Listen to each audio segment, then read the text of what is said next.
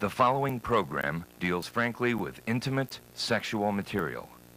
Although it is highly educational, you may not be comfortable with discussions of the sexual material you are about to see. I thought all men wanted was sex. And that was the only reason that I was there for them, is so they could have sex with me. I had a very happy married life, but I'm sure I left my wife very frustrated. Nice girls don't. Naughty girls do. Well, I was a nice girl.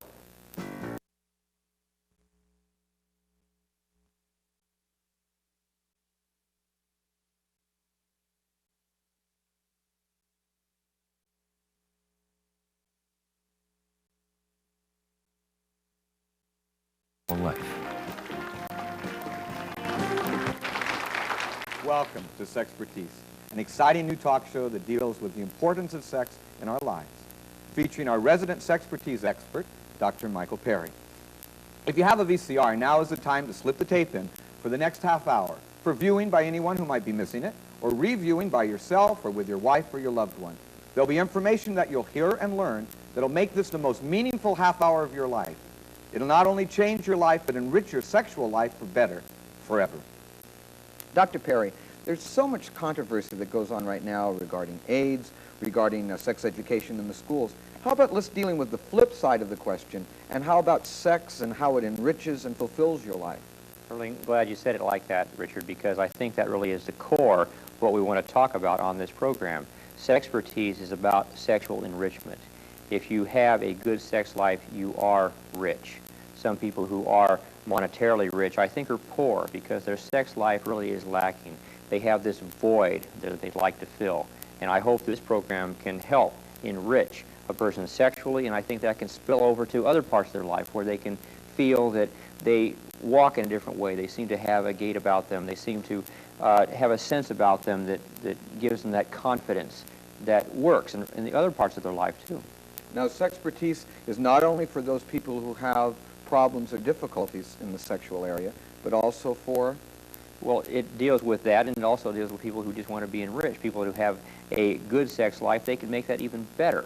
And we want to stress that some people perhaps will be interested in the series because of the fact that they have specific problems and they want to overcome that, and that's certainly well and good. And then other people who have what they would call an adequate or a good sex life can make it even better. If you were talking statistically, what would you say are the two major problems that men and women have today? Definitely, as far as people that come to my sex therapy practice, the major problem that I'm confronted with from men is the inability to be able to control their ejaculation, men who come too quickly. And for women, I think it's an orgasm issue. They have difficulty being orgasmic when they want to be. And you feel Sexpertise can help in both these areas? Absolutely. We even have tapes on both of those issues, which help describe in very clear detail, in a stepwise fashion, what a person can do so that they can enrich their sex lives and make sex better for them. I'd like to mention that we also listen to what you have to say because of your wonderful credentials. Now, the first part was you studied 11 years in the Catholic priesthood. That's right. Yes. That's a little bit different. It is, and a lot of people wonder how I got from there to here. Actually, I was in the helping professions then, and I'm in the helping professions now. I went from the priesthood to psychology to specialization in human sexuality. That's a really nice way to put it. You're still helping now, too. Yes. That was one of the reasons you put Sexpertise together, really. I think so, really. I feel that I'm still in a helping situation where I can give not only on a one-to-one basis where I did before, or within a group when I was doing workshops, but now I can perhaps reach thousands through this series by enabling people in their own homes, in the privacy of their own cars, to allow them to enrich their lives at their own pace when they want to, when they feel like they're ready. And we forget that there are a lot of people in areas that aren't really close to someone in the sex therapy administration. That's really true. I think a lot of people are perhaps out in the hinterlands where sex therapy does not exist, or it's rare, and those people could not get to a sex therapist even if they wanted to, and other people perhaps who are in areas that do have sex therapists are just too embarrassed to take that step, to pick up that phone and seek the help they know that they need. Great. And you're in Who's Who, International Men of Distinction, President of the Society of Scientific Study of Sex, the Los Angeles chapter. I don't think we can go on much more than that. And we'd also like to discuss one of the guests, one of your former clients that's going to be on the show today. That's right. Our first guest is John, and he, I think, epitomizes the classic situation where so many men find themselves in not being able to control their ejaculation. He comes quicker than he'd like. He used to come quicker than he'd like. Now, believe it or not, he can last as long as he wants. With the practices he's found and techniques and sexpertise. Well, we'll be right back with John.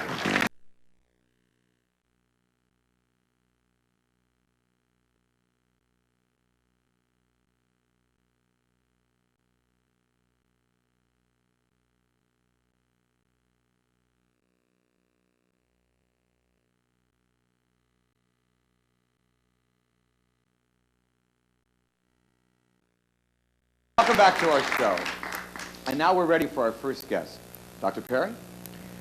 John, can you, in a few words, just tell us a little bit about the sexual concern that brought you first to me as a sex therapist? I'll be glad to, Dr. Perry. I was married for about 38 years. Well, not about, I was married for 38 years. And all my adult life, I have been having problems with sexuality, premature ejaculations. And I never did anything about it.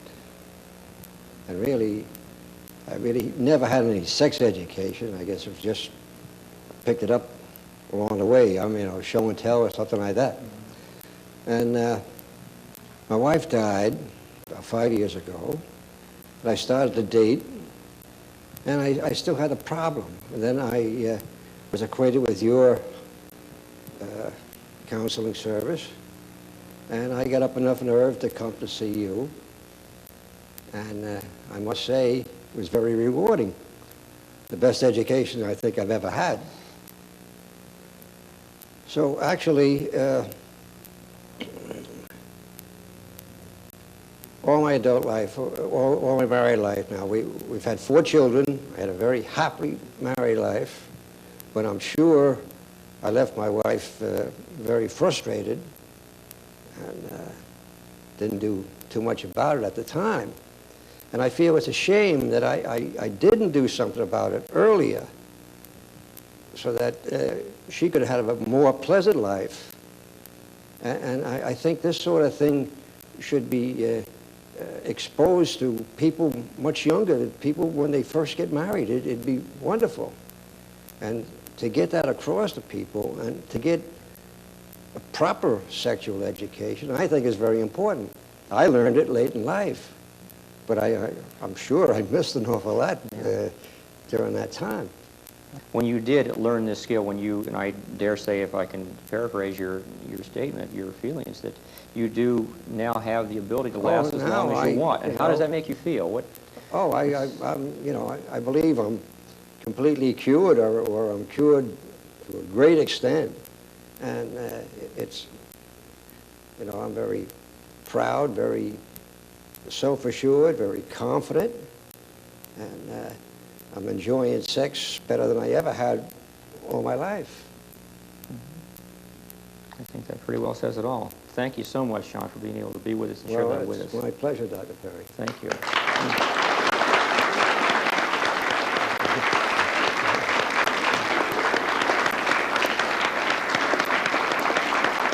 John, that was a great interview.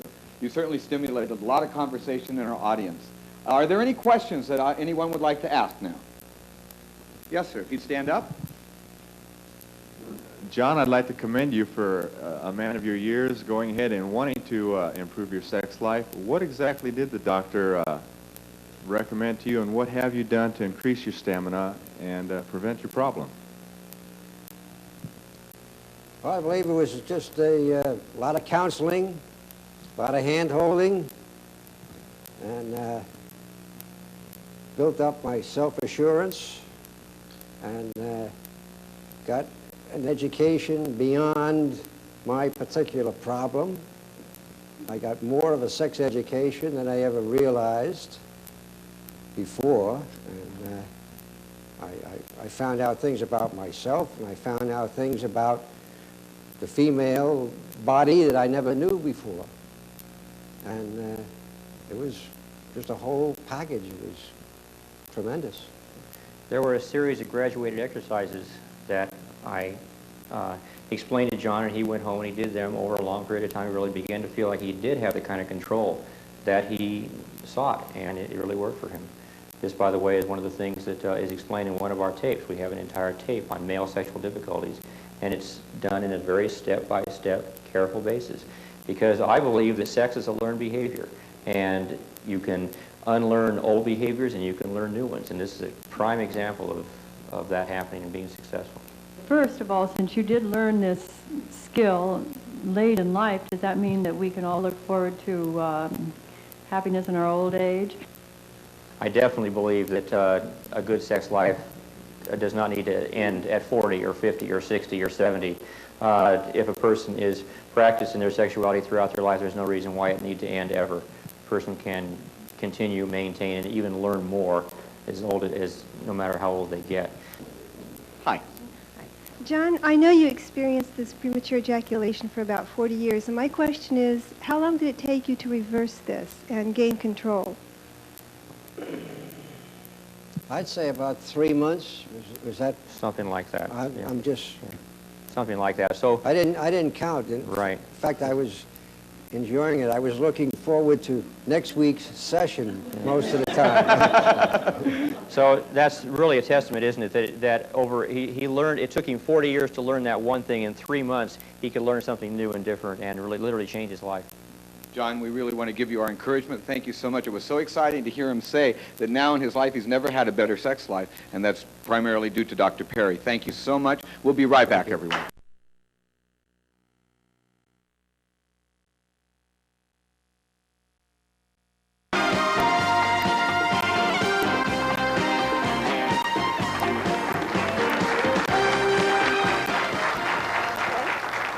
Thank you. I'd really like to welcome Barbara and Chuck to the show today. Barbara was a workshop participant with me a number of years back, and Barbara, in your own words, what did that do for you? What kinds of experiences did you have out of that? Well, I took the workshop because I was going through some marital difficulties at the time, and I'd also turned 40 that year. A great year for doing a lot of reevaluating about what works in your life and what doesn't.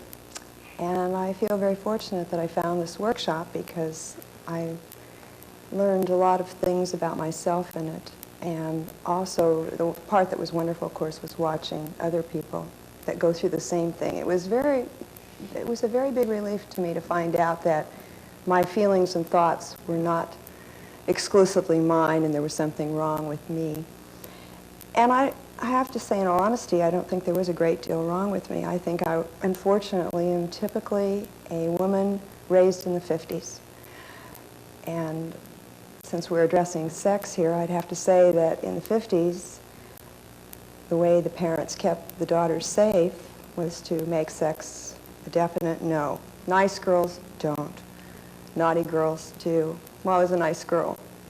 And then I got married quite young, and I think nobody came along and said, now it's okay. And I think perhaps I was waiting for that permission. And it occurred to me nobody was going to give it to me and I was going to do it myself. So I did. Say a little bit about that responsibility that you began to feel when you did take control of your own sexuality. It was wonderful. I got in touch with a lot of my power as a woman, personal power. It affects every part of my life. Everything's enriched. My relationship with my children has been 1,000% better, just because I think I'm probably nicer and more happy to be around. I met a new man who didn't take the workshop, but somehow had the same information through his life. And we have very much aligned philosophies about these things. And we raised, my daughter lives with us, is being raised this way, and it's really works for us. Chuck, would you say a little bit about that? I mean, how has that felt? What does it mean to you to be with someone who is emotionally, in a sense, sexually independent in their own person? How do you fit into that?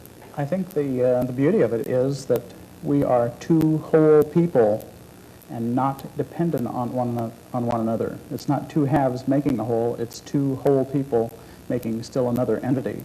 And in that regards, we have a great sex life, we have a beautiful life together, and we just look at each other, and you know, one of the little code words is it works, and we say that constantly, and it really does work, and it's beautiful. I dare say, or I'm assuming that a core of that is clear sexual communication, and clear communication in all sorts of areas.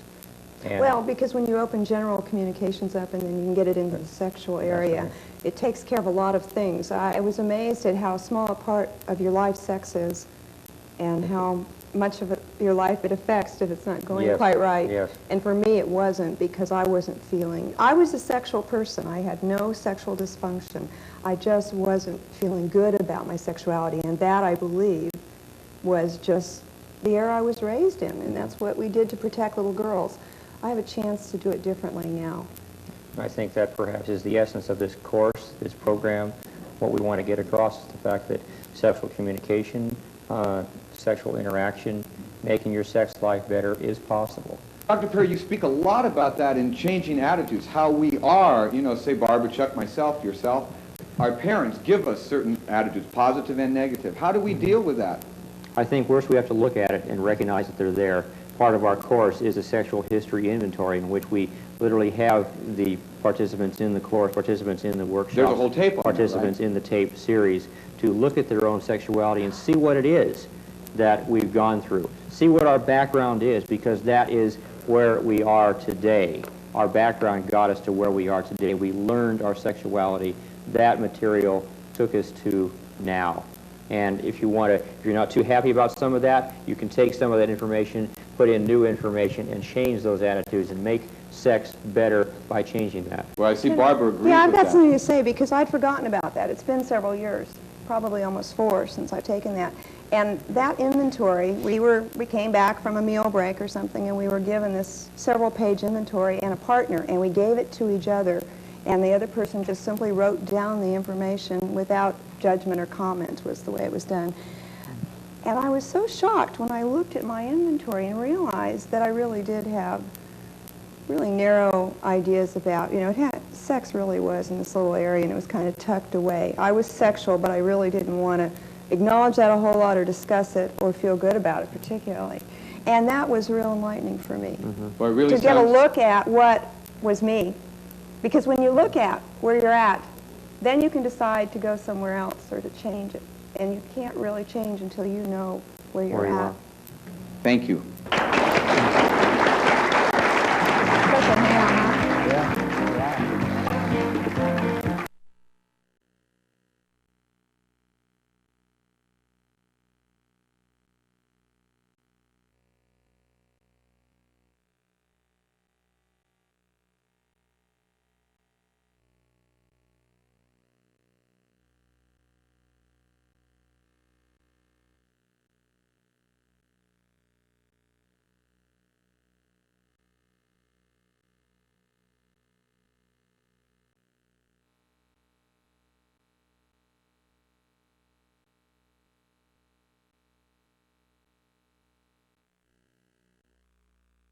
You introduce our next guest.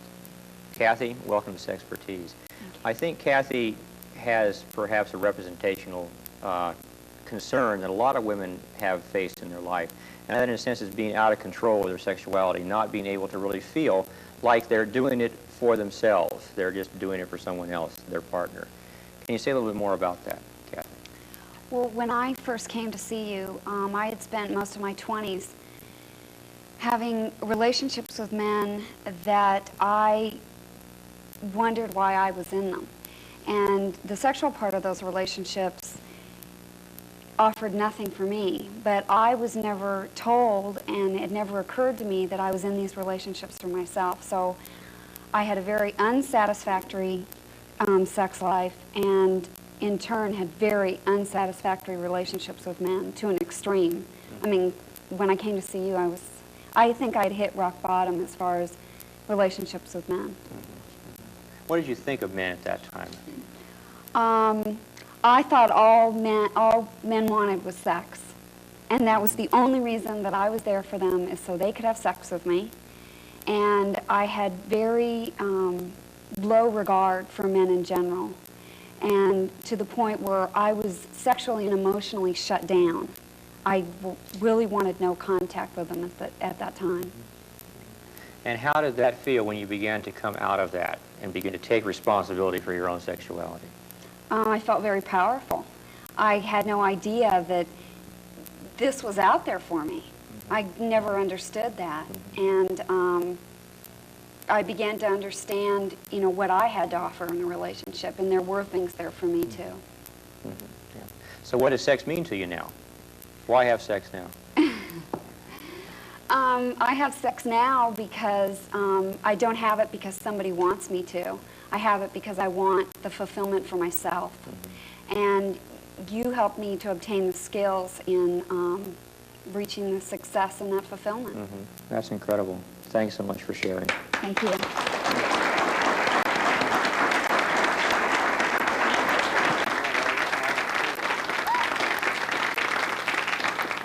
A few years ago, there was a lot of talk about the G-spot. Now, is that fictional, or is there really a G-spot? I know from my own experience and know from scientific study that the G-spot does exist. It's an area inside the female vagina which is highly sensitive to touch, to stimulation. We discussed that in our tape on how to make love to a woman. And it is an area that women ought to know about, and it's an area certainly that men who are lovers of women should certainly know about. It does exist, I guarantee it. Doctor, when you were talking about female difficulties, what is statistically the one problem that is most common with women? The most common problem that women come to me with sexually is having difficulty having orgasm. Either they have never had an orgasm in their life, and we say they're pre-orgasmic, that means they just haven't had one yet, or they've never had an orgasm perhaps with a partner. They can have orgasms by themselves, but they can't have orgasms with a partner. Or they can have orgasms with their vibrator, but they can't have orgasms when they're engaged in sexual activity with someone. And these are the most common problems that women seem to be struggling with. And to be able to teach a woman to let go, to feel that she is capable of responding, that she is responsible for her own sexuality, I think these are the kinds of things that women can learn. They can take responsibility. They can be easily orgasmic if they really follow a certain set of techniques which are described, for instance, in How to Make Love to a Woman and Female Sexual Difficulties. I think one of the real benefits of your tapes and the manual is allowing people to realize that they're not the only ones that have these particular questions or problems, and that they really are normal. I think everybody has that question, am I normal? And all of a sudden you hear someone else talk about it, or the courage of Kathy to get up here and discuss, which is common to, you know, we all have friends that have talked about this at one time or another. That's right. That's a real benefit of the course. Thank you, Kathy, so very much for being with us. Let's hear it for her.